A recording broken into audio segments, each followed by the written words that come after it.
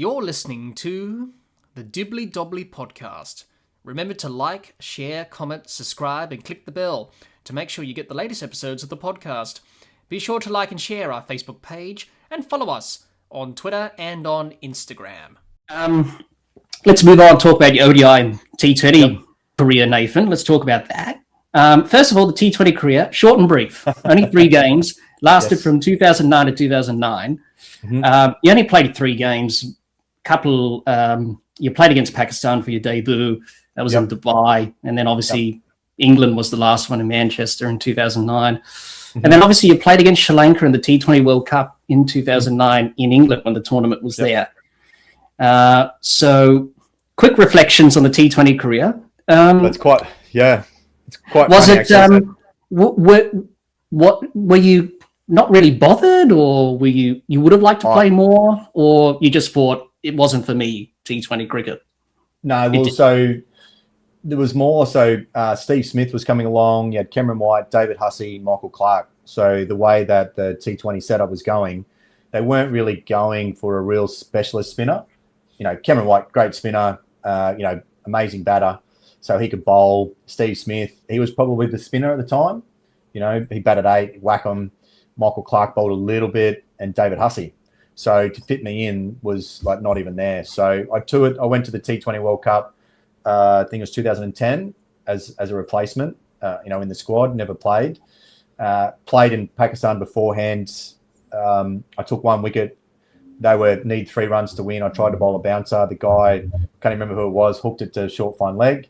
Then played the game. I think I might have played the T20 World Cup. That was the incident where Andrew Simons got sent home. So I was rushed into the side. I actually bowled really well. But I bowled a bad over to Sangakkara, which probably cost us the game.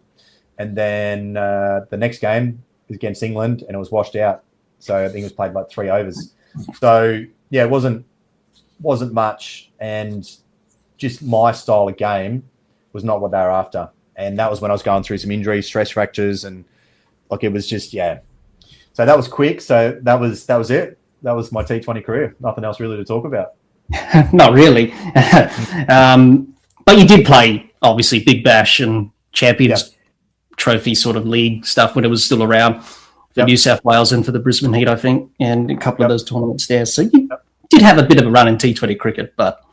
it was coming when T20 cricket wasn't as professional as what it is now either. Yeah. It was seen as a bit more fun, and I tried to play. I played 1 year at Sydney Thunder, played okay, and then the next year, by that stage, I think I was 34.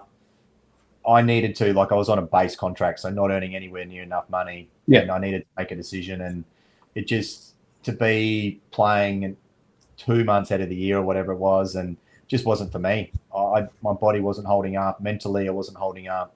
I need to go out, earn money, earn a living, and try and just make a decision to go, look, my career's over. Whereas now you can play leagues all around the world and make a living. You know, it would have been very different back then. So, it was good. I think if I had worked a few things on my game, I would have become,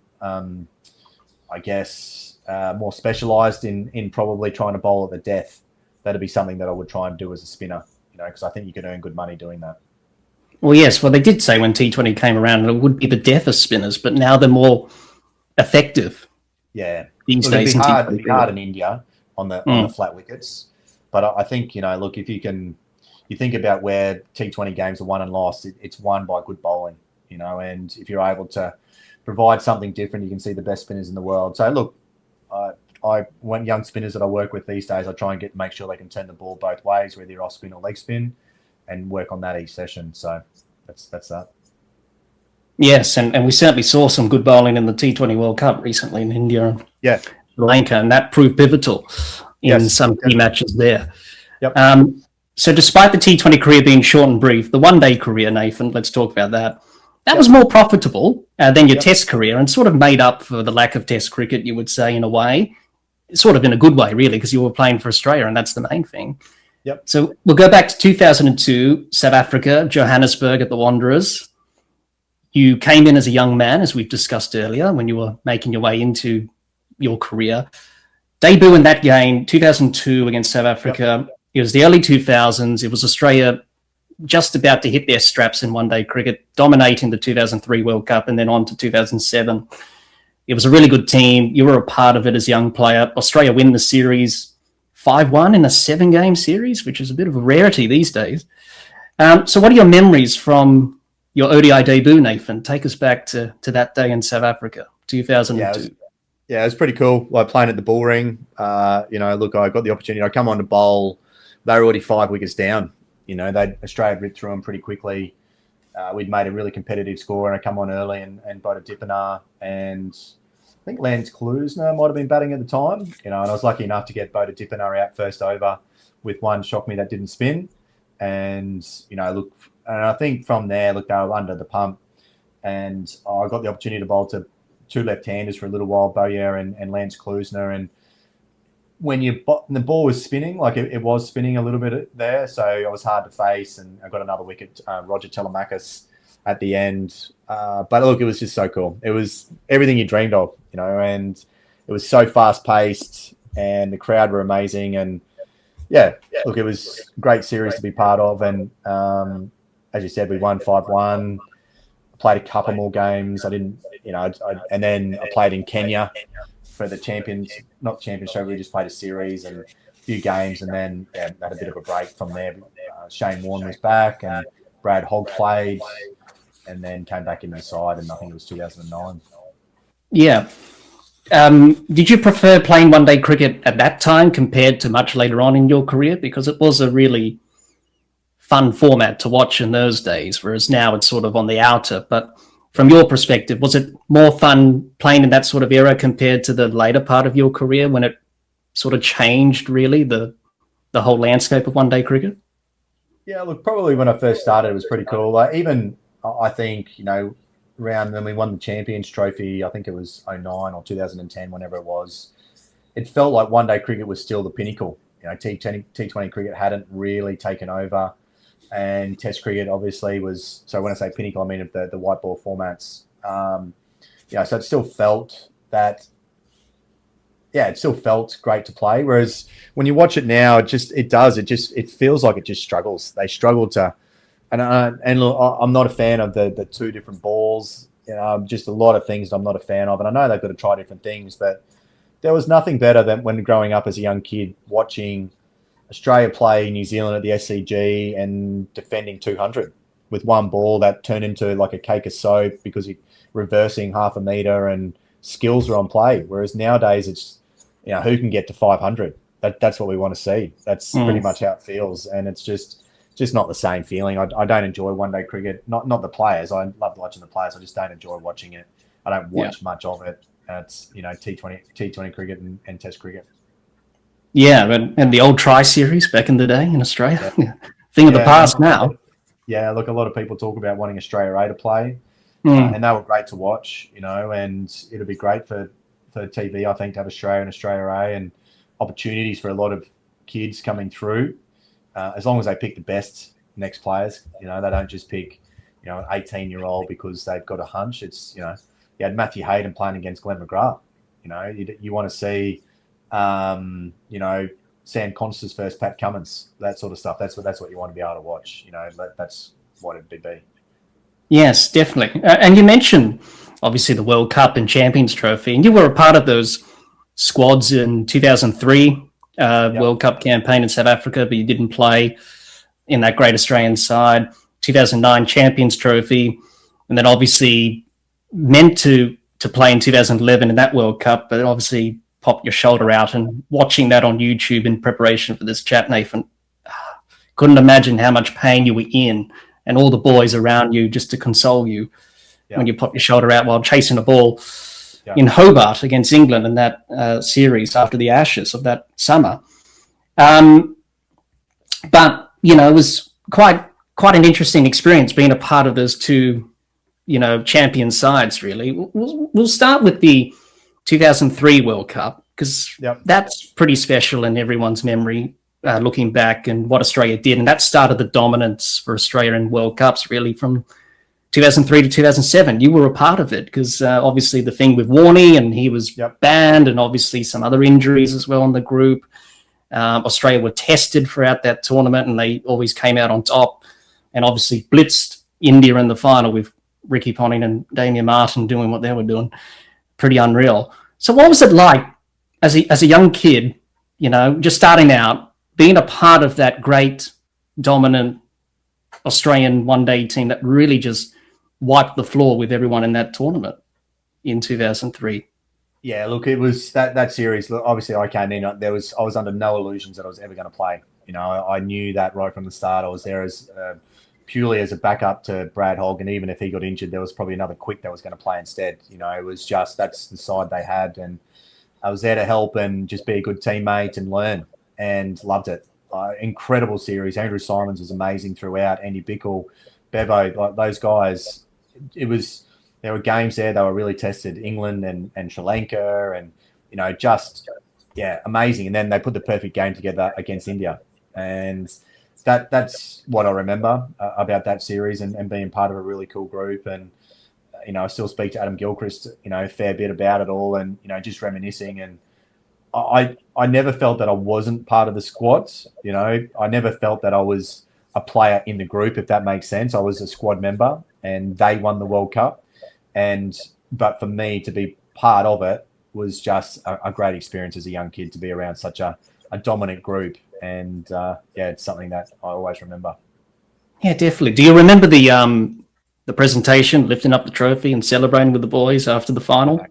No, I remember walking around and we had the flags on us and stuff like that. But Yeah. I don't remember much of the presentation. I remember the after party. We just had like our own little bar. I mean, we were all in our Australian gear, and because there was nothing open in wherever we were, Joburg. We were just safe where we were. It was just us. So it was such a good time, and good times.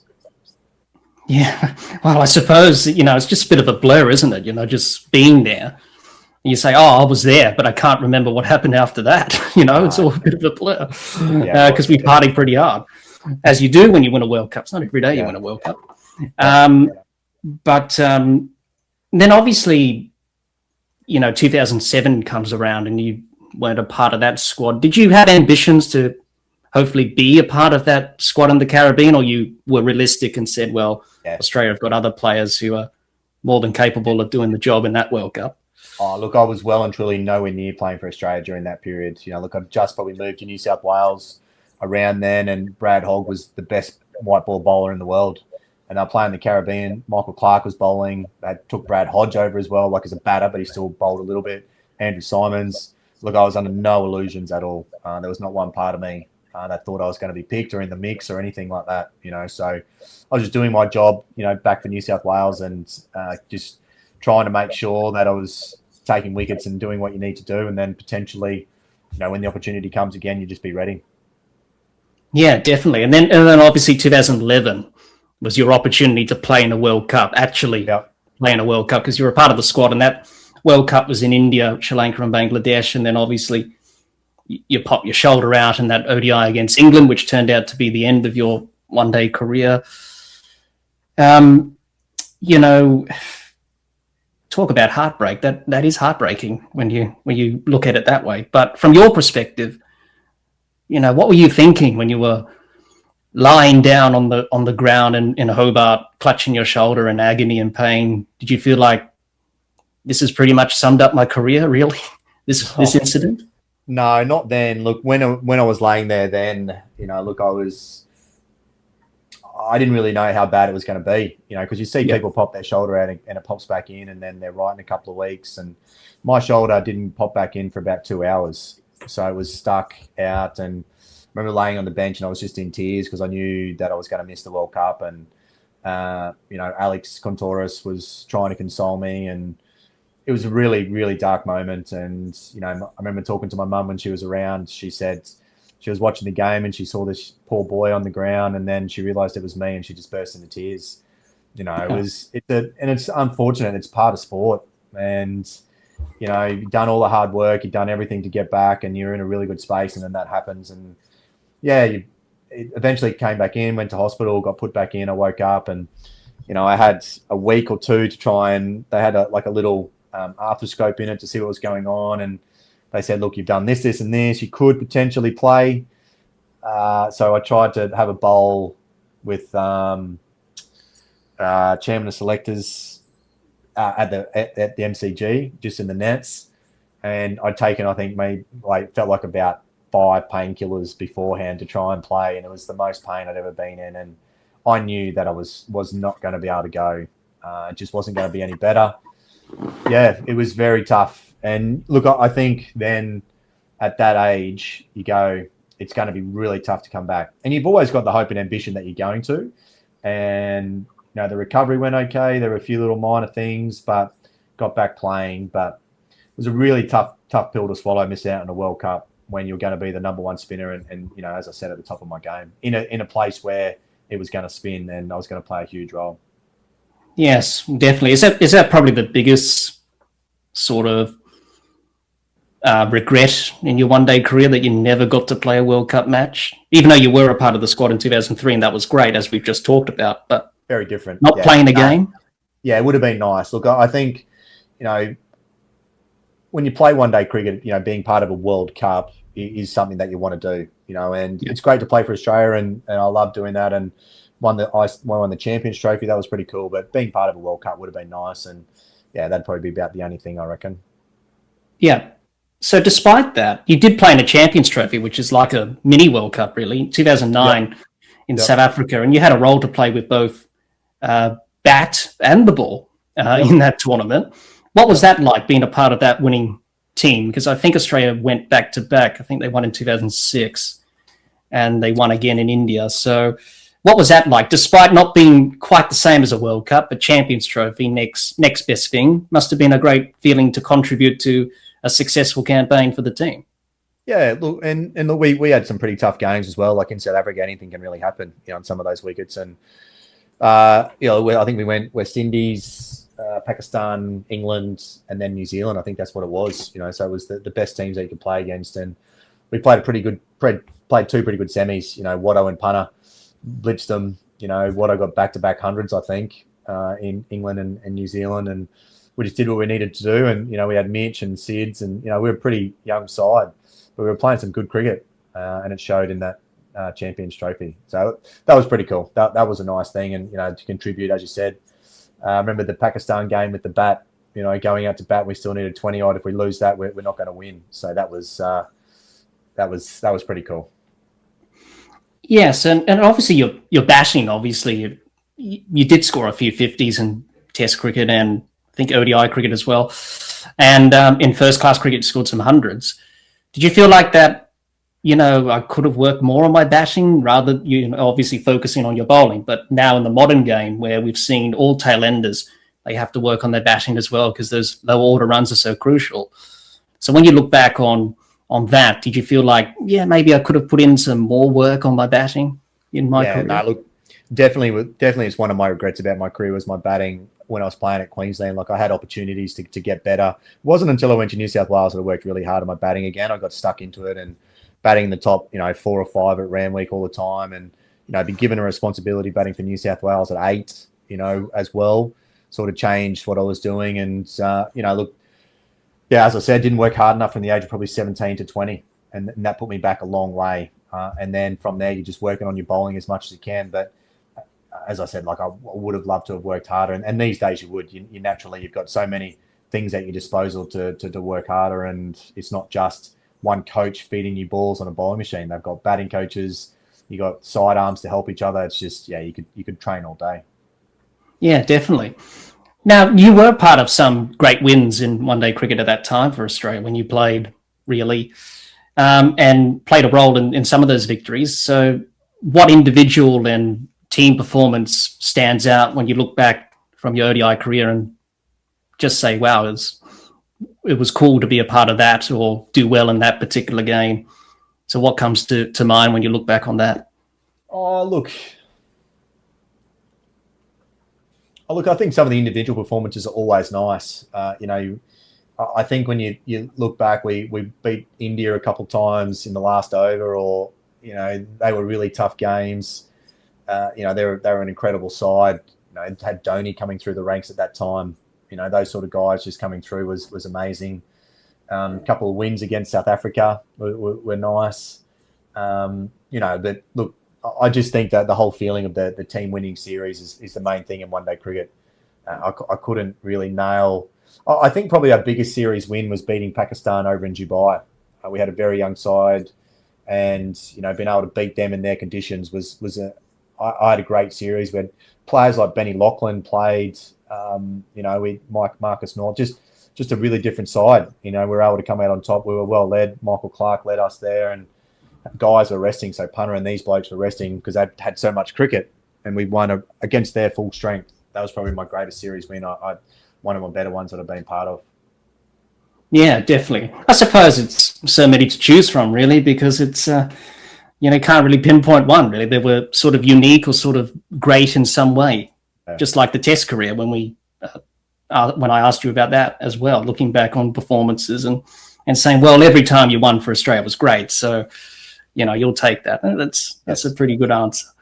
Yeah. But thank you for sharing that with us, Nathan, your ODI and T20 career, and how you went about that on your journey there. Yep. Hi everyone, hope you enjoyed hearing Nathan and I discuss Nathan's ODI and T20 international career.